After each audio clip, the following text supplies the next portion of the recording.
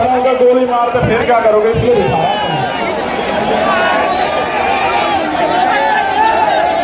बैठ जाओ भाई, सब मारे वाले नहीं हो फिर, इसका मतलब मारे वाले तो एक बार के कहीं पे बैठ जा, डंके की चोट पर बैठ जा। मैं जानता हूं भीम आर्मी वालों को, मेरे पर नहीं बैठे जा रहा यहाँ, लेकिन एक नहीं हिल रहा जो कुर्सी पे बैठा, ये है हमारी ताकत।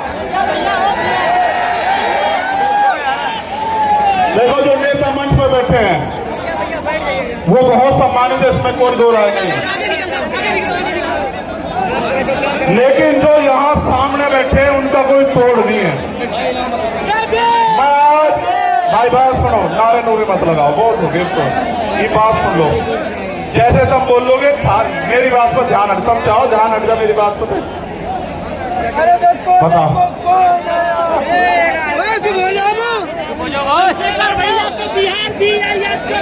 भाई बैठ जाओ ना, आप पत्रकार भाइयों, बैठ जाओ भाई, यार बैठ जाओ भाई, बैठ जाओ बैठ जाओ, ये भी बात शुरू होगी, जिधर आप बैठने को बात शुरू होगी, आप जानते हो ना, मेरे पीछे बैठ जाओ। आइए आप देखो, वो सब लोग जो है ना जिम्मेदार हैं, आपको समझ नहीं है तो ऐसा मत करो, देखो वो सब बेइज्जती कर रहे हैं, आप पीछे हो जाओ, नेशनल चौपाल वाला हो जाओ पीछे से, जमीन नहीं बेचना चाहते हो पीछे हो जाओ।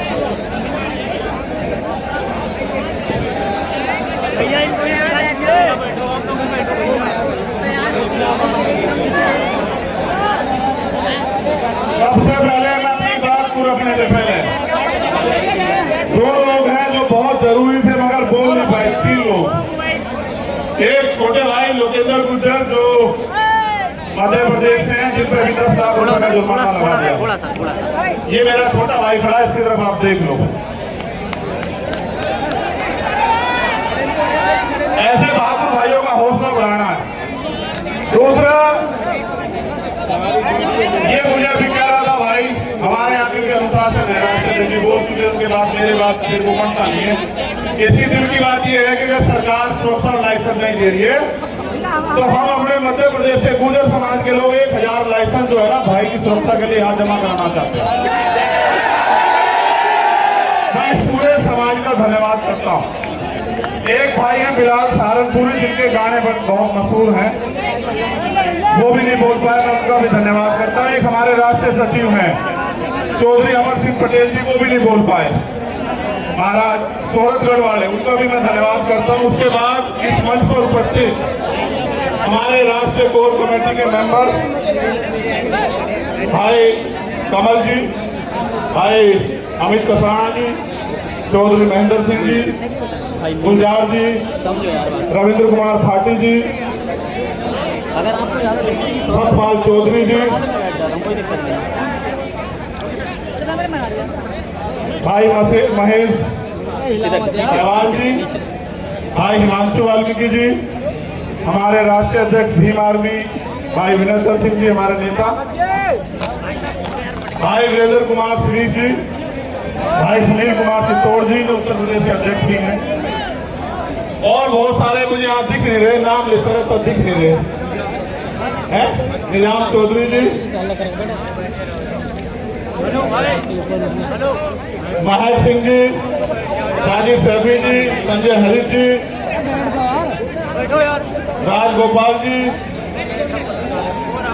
और जो रह गया हो वो भी कीमती है, मेरे दिल के बड़े पास है, उन सबका मैं धन्यवाद देता हूँ और स्पेशल धन्यवाद देता हूँ दिल्ली की पूरी टीम का, बहुत बहुत धन्यवाद दिल्ली की पूरी टीम। उसके बाद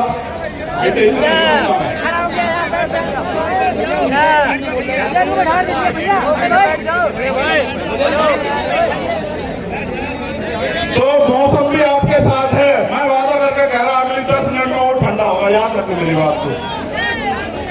संतों गुरुओं महापुरुषों का इतना आशीर्वाद है कि अभी वो गोली नहीं बनी जो आपके भाई का सीना चीर जाओ। देखो मैं आपको कुछ बात बताना चाहता हूँ, भाषण तो मैं आपको बहुत दिनों से दे रहा हूँ, मुझे इस मंच से एक संदेश देना है। मैं उन सब साथियों का भी धन्यवाद करता हूँ जो विभिन्न पार्टियों के एमपी, एमएलए, पूर्व मंत्री, पूर्व मुख्यमंत्री, तमाम हमारे साथी जो आए यहाँ, मैं उन सबका बहुत बहुत धन्यवाद देता हूँ और मैं पुलिस के साथियों का भी धन्यवाद देता हूँ। मैं उनको ये भी कहता हूँ, एक सूचना उनके लिए ये है कि मुझे खबर दी गई थी कि अभी कौन सा थाना थोड़ा तो हमें हमारी 4 गाड़ी रोक के आपने बंद कर दी। देखो, बंद का काम तो हमारा है, आपका नहीं है। आप तो कर्मचारी लोग, आपका तो काम है सबकी मदद का। और आप जानते हैं इतने लोग आ जाए लाखों की संख्या में तो आदमी पागल हो जाए, लेकिन हम अपनी ताकत को जानते हैं, कभी हम भीड़ देख के पागल होते नहीं।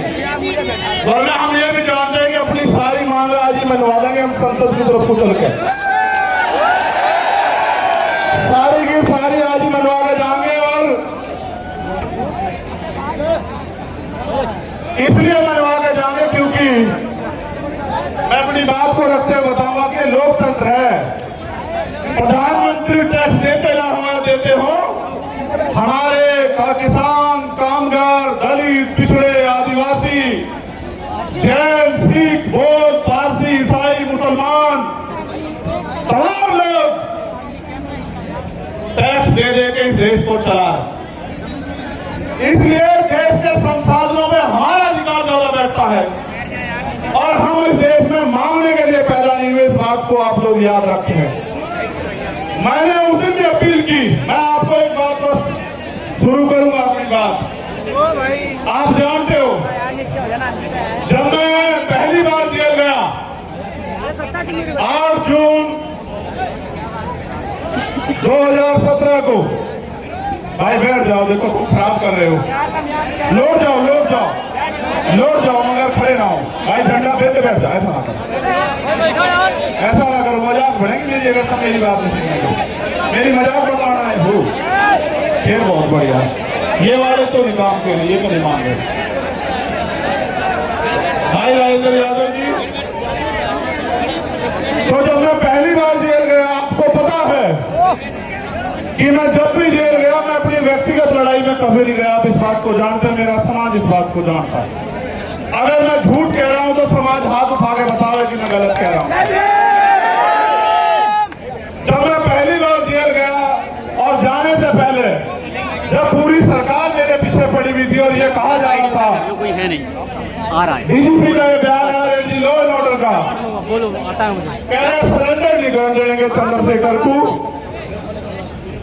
वो ये संदेश दे रहे थे कि हम इसका एनकाउंटर करके समाज को संदेश देंगे कि कोई भी अगर सरकार के खिलाफ खड़ा होगा हम उस आवाज को हमेशा के लिए बंद कर देंगे। लेकिन फिर 21 मई 2017 को आप मेरे समाज के सिर माथे सारे लोगों ने आके यही जंतर मंतर इसी पर आकर आपने मेरे हौसलों को बुलंद करके कहा कि लड़, हम तेरे साथ। और वो दिन है, राज का दिन है, चाहे मैं सीए तेरा नाम से मैं जेल गया हूँ, चाहे मैं ऐसी एक ताकत को लेके गुरु रविदास सर की तरफ चल दिया था जब इन्होंने मेरी 250 लाठी मारकर खाल उतार दिए कि सच्चो साहब अब तो एसीपी हो गए। जहां रात मुझे जानवर की तरफ मारकर घेरा गया, वो यही खड़े हैं। उनके जो साथी जिस थाने में मुझे मारा गया था 2-2, 3-3 बार, वो भी मुझे सवेरे मिले थे। मैंने उनसे एक दिन पहले भी ये बात कही जब मैं पहलवानों के हाथ में, आज मैं भूलता नहीं हूँ भाई। जिसने एक इंच भी साथ दिया कतरा कतरा उससे भागूंगा, लेकिन जिसने मेरे लोगों को पकाया। जबकि आप जानते हैं कि मैं संविधान में विश्वास रखता हूँ, चलो माफ कर दूंगा उनसे भी, गरीबों के मसीहा चंद्रशेखर भैया उसे भी माफ कर दूंगा। लेकिन इस बार आपने देखा कि क्या हुआ, जब वो सीबीआई से नहीं रोक पाए, ईडी से नहीं रोक पाए, इनकम टैक्स से नहीं रोक पाए, जब वो झूठे मुकदमों से नहीं रोक पाए, जेल से नहीं रोक पाए, तो कायरों की तरह आके उन्होंने मेरे ऊपर गोली चला दी। आपकी गोली की तमन्ना सच्ची थी और मेरे लोगों के खून के आंसुओं की संघर्ष की तमन्ना सच्ची थी। अगर आपके गोलियों की तमन्ना सच्ची होती और मुझे कोई आगे की लड़ाई ना लड़नी होती तो उसी दिन प्रकृति जो है मुझे खत्म कर देती, क्योंकि गोली से का जो सामना वो बड़ा खतरनाक था। मैं आपको ये बात इसलिए बताना चाहता हूं, मैं आपका खून हूं। मैं कल भी था रहा था, आज भी था रहा हूं, और चाहे फर्श पर रहूं या आस पर रहूं या मिट जाऊं, मेरे खून का एक एक कतरा आपके स्वाभिमान सम्मान के लिए हमेशा खर्च होगा, मेरी बात को याद रखें। लोगों ने कितना गुमराह किया आपको, क्या क्या नहीं बताया, क्या क्या नहीं आरोप लगाए, फिर भी नहीं रोक पाए।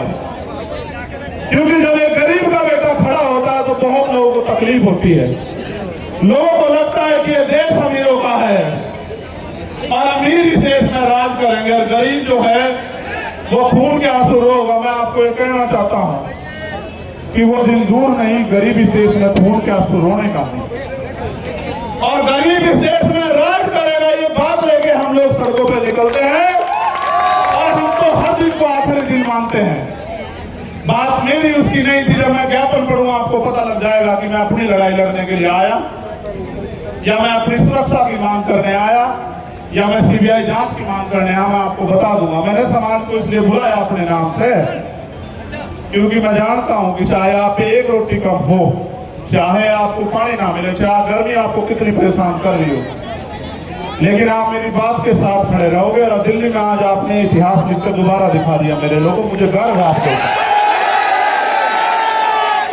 मुझे गर्व है कि मैं गरीब समाज में जन्मा था, मेरा समाज ग्रेट है, और मेरा समाज सम्राट अशोक की तरह ग्रेट रहेगा। मुझे ये बात मैंने आपको इसलिए बताई कि आज के जो हालात है ना, इन हालातों में एक गरीब के बेटे को रोकना जो ईमानदार भी है और संघर्षशील भी है, और जिसके गले में पट्टा नहीं है किसी का, वो बड़ा खतरनाक है। जब मैं कहता हूं ना, मुझे आदत है, पश्चिम के लोग हैं, तो भाई आप इसे हम ही माना करो, ठीक है? इसे आप हम माना करो सारी, क्योंकि भाई मैं भी तो भीम आर्मी का आपकी तरह सिपाही हूं, छोटा सा। सबसे पहले मैं धन्यवाद दूंगा जो पैदल चल का है, दोनों हाथ उठा के उनका बहुत बहुत धन्यवाद। फिर मैं धन्यवाद दूंगा उनका जो साइकिल से आए, फिर मैं धन्यवाद दूंगा उनका जो बारिश में भीगे, तमाम तरह की मुसीबतों का सामना करा, उनका हौसला नहीं डिगा, जिन्होंने औरों को भी प्रेरित किया। और फिर मैं धन्यवाद दूंगा जो बस से आए, ट्रेन से आए, कैसे कैसे आए, भूखे पेट आए, कैसे आए। मैं आज अपने परिवार के बीच में नेता नहीं हूं, यहाँ आपका खून हूं। मैं आपसे एक सवाल पूछना चाहता हूं बात की शुरुआत में ही। अगर मैं ये लड़ाई लड़ रहा हूं गरीबों की, कमजोरों की, पहले होता क्या था आप जानते हो, मैं आपका खून हूं कि गांव में ताकतवर आदमी, सामंती आदमी जिस बहन की बच्ची की चाहे उसकी चुन्नी खींच ले, उसके कपड़े खींच ले, उसको नोट ले, आखिर गांव के गांव में पंचायत होकर बात निमट जाती थी। किसी की बारात रोक दो, किसी के ऊपर पेशाब कर दो, किसी को थूक दो, किसी पे थूक चटवा दो, किसी की मूंछ काट लो, किसी के पानी छूने पे हत्या कर दो। तो पहले ये ताकतवर लोग था, उनका जन्मसिद्ध अधिकार है। मगर जब से भीम आर्मी के सच्चे पहरेदार मैदान में आए हैं देश के अंदर, वो कर तो देते हैं घमंड में, लेकिन उन्हें नू नहीं बता, उनकी मां भी नहीं बचा सकती उन्हें। फिर सरकार जेल, जब वो जेल जाते हैं तो वहां बैठ के वो सोचते हैं कि हम किसकी वजह से जेल जा रहे हैं। तो जब वो जेल जाते हैं तो फिर वो क्या करते हैं पता है? वो जेल जाके ये कहते हैं बाहर निकलते कि इस आदमी को निपटाओ, वरना तो हमारा एक छत्र जो अधिकार है वो खत्म हो जाएगा इस देश में। उन्होंने शुरुआत ये यहाँ नहीं की, उन्होंने शुरुआत बिहार में की, जब भाई राकेश पासवान को उन्होंने 20 गोली मारी। हम समझ नहीं पाए, 20 गोली मारने के बाद उन्होंने डर जाएंगे, लेकिन आप डरे नहीं।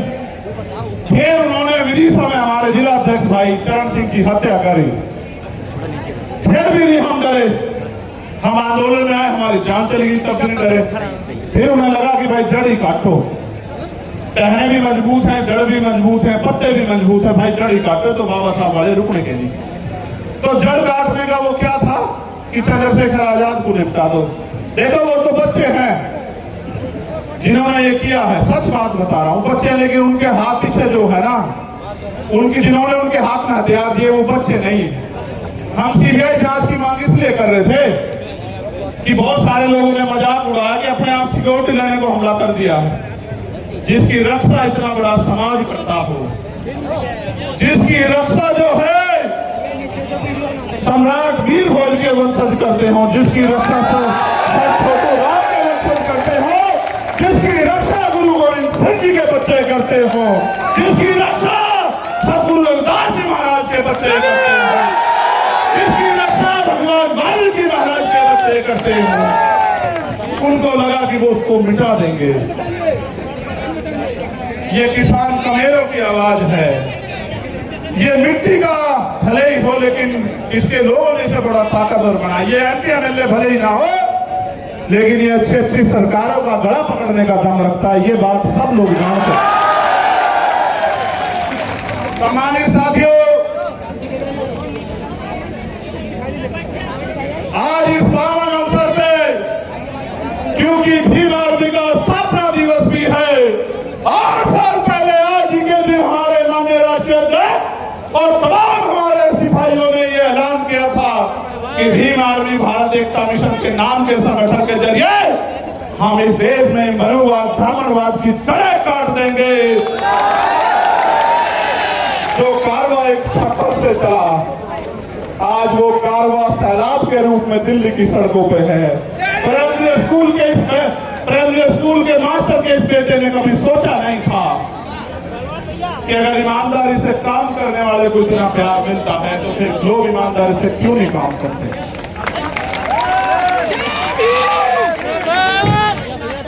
तो मैं इस पावन अवसर पे बहुजन समाज में जन्मे सभी संतों गुरुओं महापुरुषों को नमन करता हूं।